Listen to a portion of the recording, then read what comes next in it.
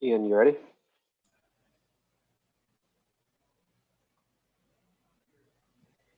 Ready. Yep, ready. Okay, let's see. Ghazal, Allison, Karen, let us know when you're back. Just wait for them. I'm here. Got a leaky ceiling. It's incredible how this happens at these moments. Yeah, I had Really, a pipe explode, so it's kind of it's all right. Plumber's on the way. well, thank you for sticking through this emergency. I appreciate it.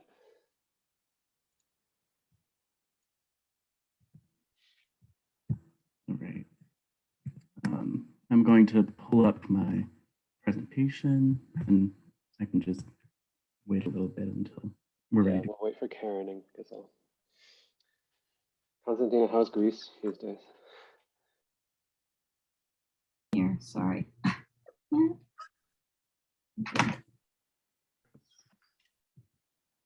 Just realized. No, Greece is great. It's real summer here, so it's it's very nice. Yeah. Yes. Okay.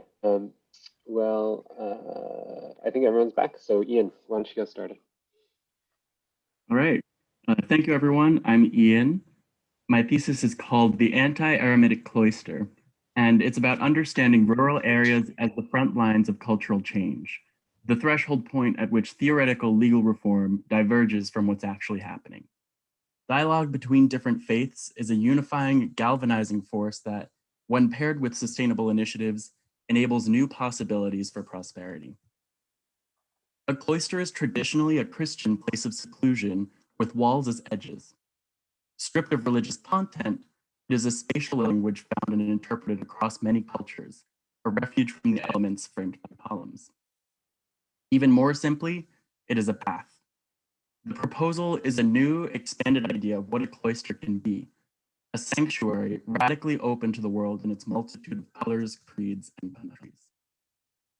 65 years ago, right at the watershed moment of decolonization in Africa, a nascent settlement of French Benedictine monks in Morocco were brought together by circumstance with young idealists of the Moroccan Independence Party. At Tumlilin, they together pioneered a summer camp. Rather than focusing on conversion, they aimed to generate visions of the future as monks and youth alike struggled to understand their changing world. Months later, when French rule finally fell and the people were free, the unlikely alliance of Tumlilin carried forward a great experiment in decolonization that drew global renown, royal patronage, and enduring commitment from the nearby community of Osru. The generation of Moroccans coming of age today are the first to grow up with no memory of Morocco before the era designated as Arabization, when formerly colonized countries with an Islamic majority population moved toward a hybrid theocratic secular system, and the Jewish and Christian Moroccan diasporas formed. Now in 2021, a new partnership of diplomats, sustainable development practitioners, succeeding generations of local Moroccans, and one American architecture student via Zoom are prepared to reinterpret the site, which is now desacralized, meaning a ceremony was performed to render the site non-sacred. The Renaissance of Tumlilin aims to keep the multicultural spirit of Morocco alive while interpreting and resisting colonialism. It involves an existing comprehensive plan to reprogram the old buildings for cultural and educational use and to breathe new life into the legendary aromatic cloister garden. There is no gesture, however, toward the expanded landscape. That is the thesis project's area of opportunity. Over the course of this semester, through remote collaborative practice, I have gotten a view into the country of Morocco, a profoundly multicultural, imperfect but boldly aspirational place, situated between many identities. In a parallel virtual work experience, I immerse myself in sustainable community-driven development. Cross-pollinating a field other than my own meant that I could learn from my mentors and compare their readings of the environment to my own and discover exciting new case studies to inspire architecture. It also meant uncovering the human dimension to architecture, namely place identity, and situating myself within a lineage of spatial experimentation. The thesis site sits in the Middle Atlas Range an hour south of Fez. the religious center of Morocco. It is embedded in the hills framing the Valley of Asru, a city of 80,000 with a strong indigenous historical character. Sited on a mountaintop plateau, the land has a commanding view of the Fez Meknès region below. Once guarding the only road out to the Sahara, the site was a French legionary military post, then a school for troubled boys of colonizers, and finally, the site of the monastery. The project implicates a wider territory than the currently understood confines of the monastery and designates this tract the mediated wild. Constructing a clear edge along the cedar tree line to the east, populated with 3 new gates, enables the blazing of paths for contemplative retreat away from the communal programs in and immediately around the existing buildings. By proposing a vocabulary of tent-like pavilions, the project aims to inhabit but not colonize the forest. 3 paths link the 3 nodes anchoring the territory: the monastery complex, the water spring, and the mountaintop. I identify these paths with their landscape conditions: the mountain, the forest, and the stream. Respectively, the edge conditions are a field leased to a local shepherd, the small cemetery hidden and protected after the monastery was dissolved, and a proposed clearing between the existing forest and a tree buffer from the road. Fruit trees are well suited to Morocco's climate, including the particularly lucrative argan, a symbol of the kingdom. Above the monastery complex are freshwater and geothermal springs. The site's spine is a colonnade, which begins as a path from the front gate and culminates as the cloister. Traditional tents were installed for summer youth summits. These are the pieces of architecture I responded to directly. The 3 gates form the edge. They are understood as embedded or freestanding through the lens of materiality, functioning as an edge between 2 conditions, as a room to inhabit or a transitory portal to walk through, and in relation to ground and sky. The pavilions are based around a 9-foot by 6-foot construction module of fabric stretched on a frame. Objects and masses exist within this sheltered realm and call attention to the landscape condition of their setting. The shepherd's pavilion affords a place of rest after a long climb, a wide view shed, and a clearing to see the stars. The scholar's pavilion is a subtraction from the forest, where intensive study or contemplation can occur in peace. The musician's pavilion is a celebration of water. Tapping the stream creates a steady flow of sound, and baths replenish the body.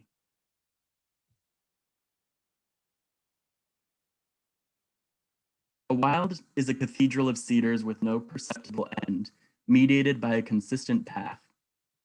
A burst of enthusiasm with a clear signifier to beckon one forward. A dizzying height under the sun and a promise of rest, shade, and enclosure ahead.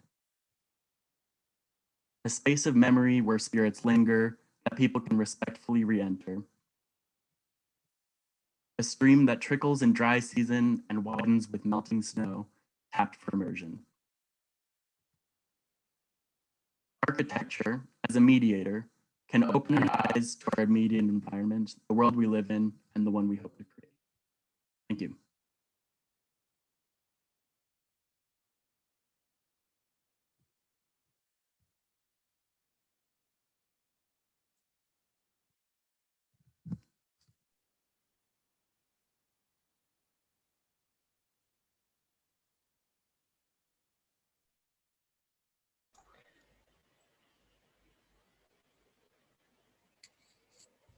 Ian, I'm sorry. Just a question because I had a connection issue. Would you mind please talking a little bit more about the programs that you envision inside this new pavilions that you are designing? Yes, certainly. I want each of these programs to be about gaining an awareness, an understanding, and a mindful spiritual experience of landscape. And so each is tailored to that function. So for the first one at the top, well, in the bottom of your screen right now, it's about occupying the very top of the mountain above the monastery and understanding the peak. So that would be having a view shed that a painter can sit at and understand and contemplate the landscape, or someone who's just taken an arduous climb can rest and relax. Then in the middle is the Forest Pavilion, and that is about retreating away from any collaborative experiences that you might be having while you're at the monastery itself, and doing intensive study or prolonged meditation. And then finally, at the bottom is the Water Pavilion, and that's about baths and music and bringing together interactions and celebrations of the stream. Great. I think let me just start by saying that I'm glad to see all this work again as others. It's really nice to see the evolution and the progress from the mid-review and how the project really evolved since then. So congratulations. I'm particularly interested in this project because since we last talked at the mid-review, I started working in the same context actually in Morocco.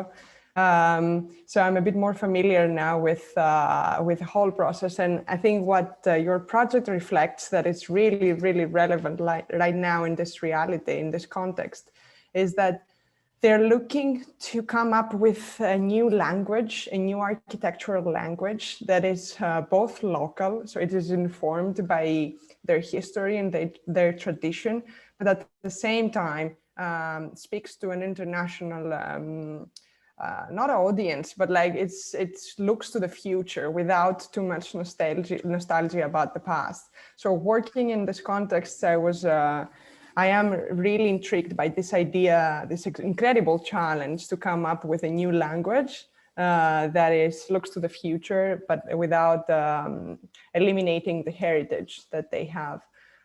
So in that sense, I was very interested in your research on the traditional tent formation, about its tectonics and about how it touches the ground. Because in many ways, thinking about the monastery and this incredible like architecture of enclosure with thick walls and impermeable thresholds, I think it's a very kind of interesting approach to research this very light intervention that touches the ground in very subtle ways. So I think it's architecturally, it's very interesting, the whole research that you did. So it's great. And then of course it extends to this idea we were discussing last time, how you bring a building that was designed to be as an inwards looking infrastructure, an enclave, and you open it up to the landscape to orchestrate this whole promenade of different experiences. So I think the project is very successful in that sense. Thank you. Ian, this is beautifully done. I do have some questions just because I know you and I've worked with you. And I know you've done your research, historical research. So can you tell me, first of all, what the history of pavilions, connection to the history of pavilions is, and then how you decided to construct these pavilions based on the historical research that you did? And then two, what I want to know is also placement. One thing that that's really like this, I just really want to know, like, you talk about the tents. I understand the history of the tents. But beyond the tents, I wonder, like, what is the history of placing pavilions in the landscape in Morocco? I haven't done much work in Morocco, so I don't know.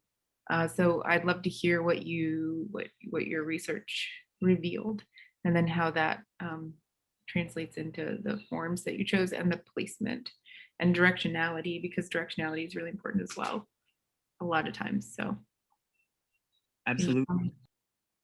Yeah, I want to start probably by illustrating an ambition that I had for this project. I recognize that I'm a remote practitioner and I'm also an American, and I haven't been to this site at all.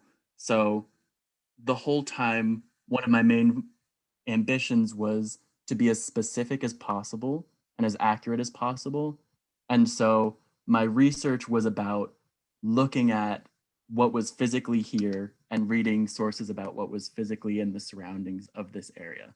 So I can't speak to a wider tradition of pavilions in Morocco as a full culture, but I can say that here, this site was designed by a monk who had formerly been associated with the Bauhaus in Germany, who during World War II forged papers to help Jews escape Europe, and then became a monk and was sent here.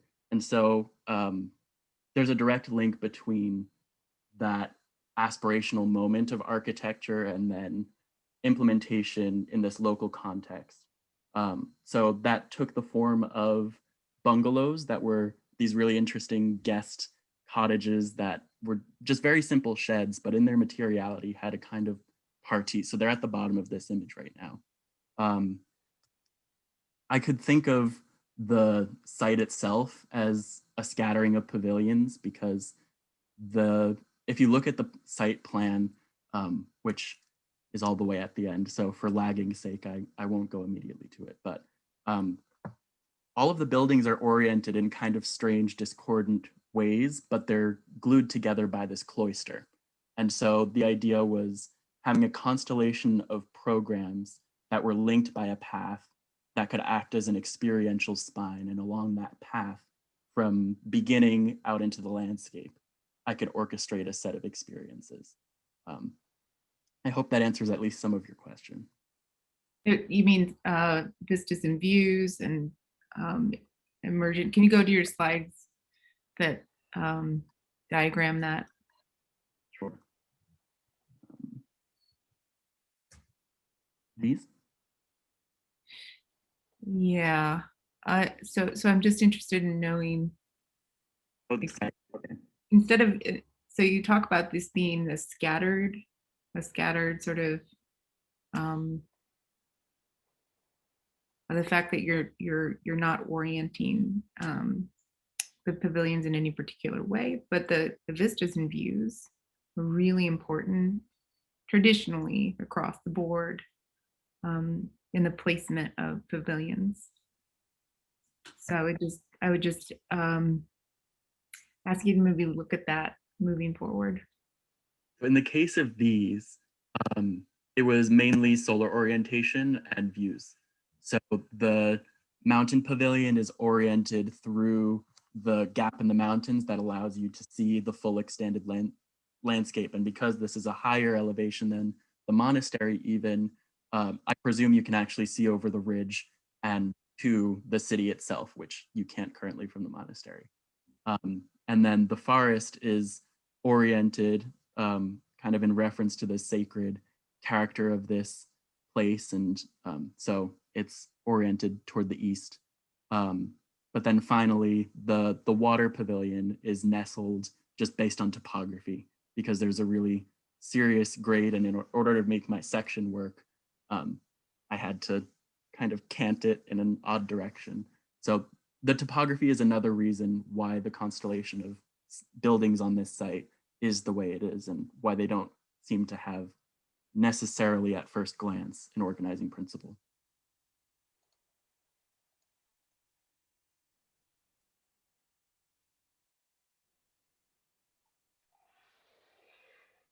It's a beautifully drawn and presented and designed project. So really my compliments.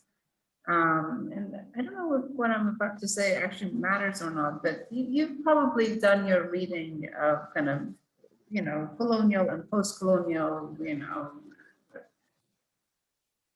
critique, and you know how architecture has kind of basically in this part of the world has really been, you know, in this part of the world, I'm in Beirut, it has really became, you know, during the colonial period, a tool to kind of to oppress people. A tool, if we accept that architecture is a tool of communication, communicating power, communicating ideas, whatever those ideas and ideologies might be, you know, so architecture really became a mouthpiece, if you will, for colonial powers. And then, you know, and it actually created a whole new vernacular in this part of the world. So really what was imported, into colonized countries really produced a new type of architecture that which then was mixed with what was existing. Then, fast forward to the post-colonial era, post-World War, 40s and 50s, when in architecture, in our discipline, we started talking about regionalism. And I don't know if you're familiar with the discourse of regionalism and critical regionalism in architecture. People ranging from Pietro Bellucci all the way to Kenneth Frampton have written about regionalism.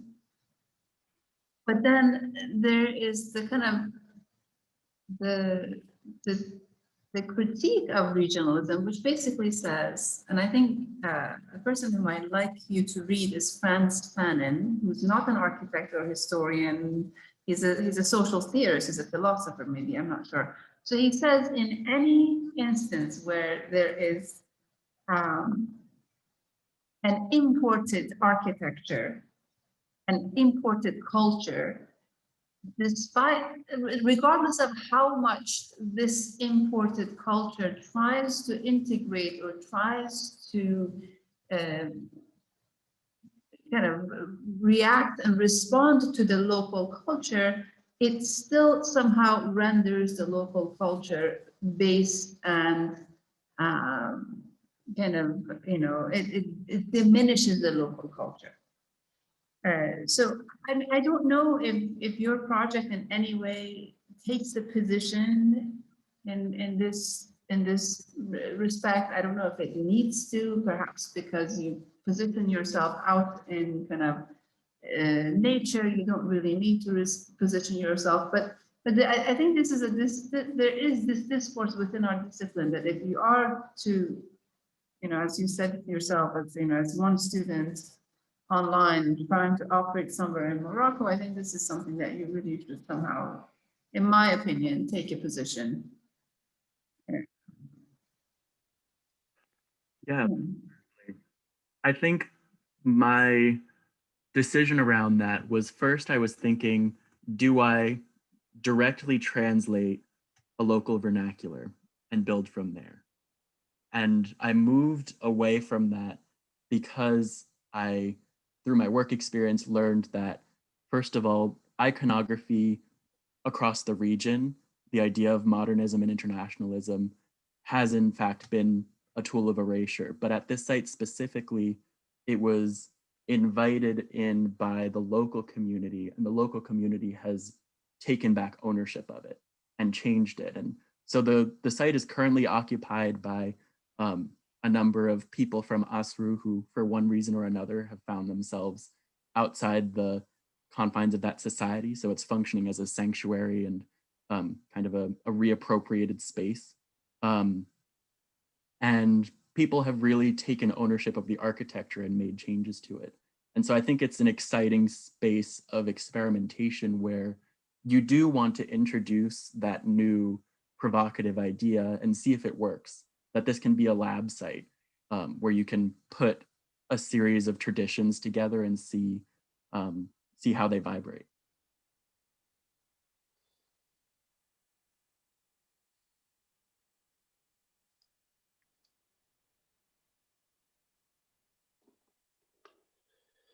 Yeah, I was wondering if you could talk a little bit about the existing conditions and how specifically one would maybe navigate from, entering the existing monastery site and moving around your kind of proposed extension. Sure. We'll pull up, I have the plan here. The existing monastery, I don't know if you can see my mouse or not, hopefully you can, but it's... Yeah, we can, yeah. Okay, it's down here. So this is the road from Oxford, this is the valley, and then you come up. There's a serious topography here, so there's a buffer of trees, and then you come into the monastery from this direction, so this is the entry. There's a secular complex, which was the place that mediated the public, and then there was a more private, older complex up here, and so the cloister is what unified this complex from this complex.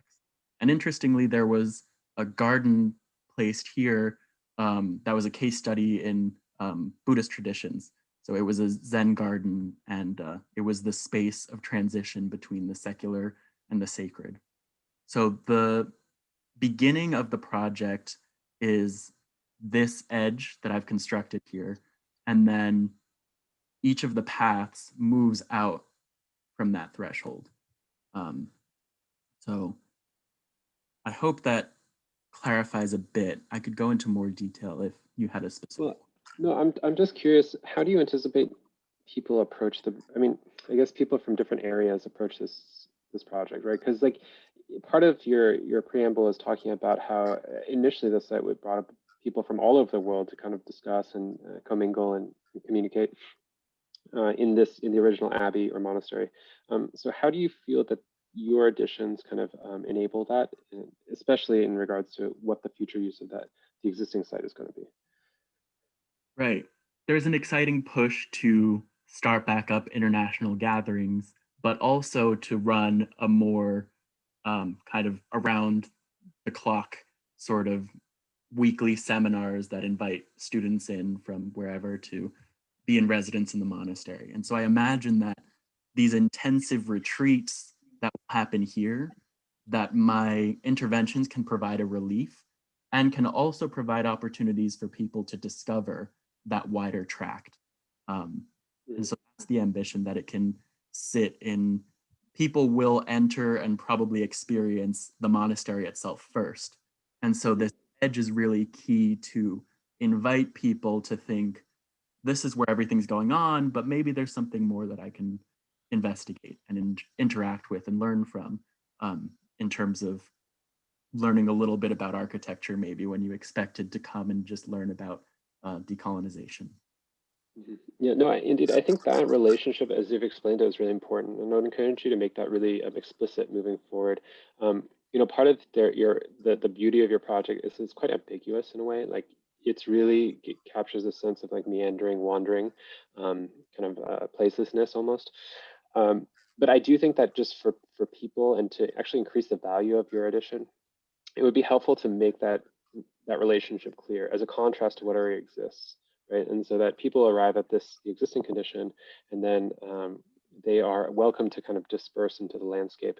And I think just continuing to draw and illustrate what those different scenarios might be, like who would be moving to the shepherd's pavilion, who is going to the water pavilion, like what type of activities could take place. Obviously, it's rather indeterminate, but it's not completely prescribed. That sort of like openness and feeling of possibility, if I can describe it in any better term, is probably something I would continue to push you to like eke out of your project.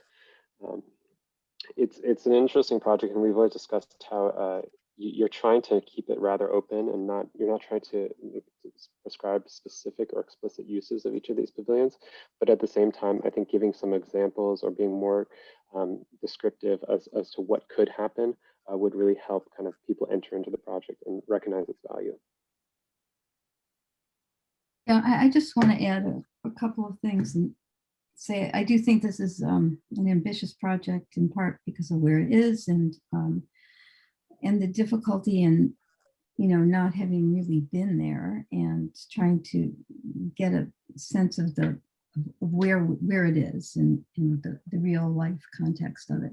And Konstantina brought up this issue, which I thought was really interesting, about trying to create an architecture that's both public, globally international at some level, without much specificity, but also grounded in some kind of understanding of the natural indigenous architecture. And I'm not sure I can say whether it does that, but it seems to do that to me. And I think that was your ambition, and I think it's correct to say that that's an interesting point of departure for the architecture. Where I'm having, and I think what you want to do now, at least I would say, is begin to think of the rigor that you put into the architectural pieces should be applied to the placement in the landscape. And I'm sorry, someone's already mentioned this, but it occurs to me that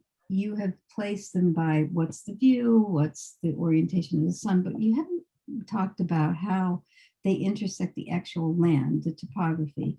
And as simple an idea as this might be, if you remember the walkway to Monticello from Route 20, it's a handicapped walk through the woods. So it doesn't touch the woods, but you go up a set of platforms so that wheelchair people who are walking with canes, children, stroller, everybody can go there. And I would think that the discipline of creating the same slope, walking through the landscape with views and special moments along that landscape would have been really important for you.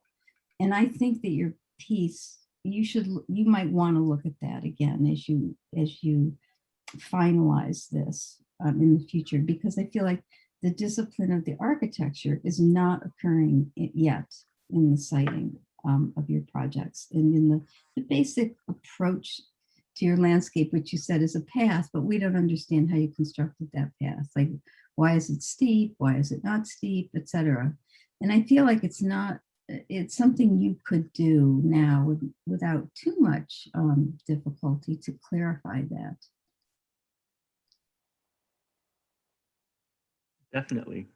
I think in the back of my mind, when I started looking at slopes, which was a bit later in the process than it probably should have been, I understood that this path and this path had that kind of possibility, and then tried to create an alternative to the mountain path with this one that could start to approximate that. But I think that there's definitely more that I can do, and I'll definitely consider that. But I also think that having to cross, even though it's not a busy road, to cross that road places that there's the odd man out over there. You've got two on one side and then one on the other. And why are they located that way? Because you want to orient them differently? But it just seems like crossing that road is somehow, and I may be reading this incorrectly, because if it's just the smallest, tiniest road, then maybe it doesn't matter, but it seems like they want to be part of a continuous network of pavilions. And now you've got that one off to the side. Anyway, it's probably a longer discussion. So, but I something to think about. Yeah, and Ian, I mean, I know that you have greater ambitions for this project, and I think the reviewers provided you with excellent comments as to how you might adapt the project for actual implementation, hopefully. But I really want to congratulate you on really tackling this project from all sorts of different angles and really kind of taking on a rather unorthodox kind of thesis project, to be honest. I think there's a lot of challenges here that are not common in traditional architectural projects, at least the ones that you've been dealing with to this point. So I really want to say congrats on trying to uncover and kind of address those issues. But it's been very interesting and eye-opening working on this project with you too. And I wish the project the best of luck kind of in the future in its next iteration. Thank you all so much. Thanks, Ian. Great. So we're going to move back to closer to home, closer to Charlottesville.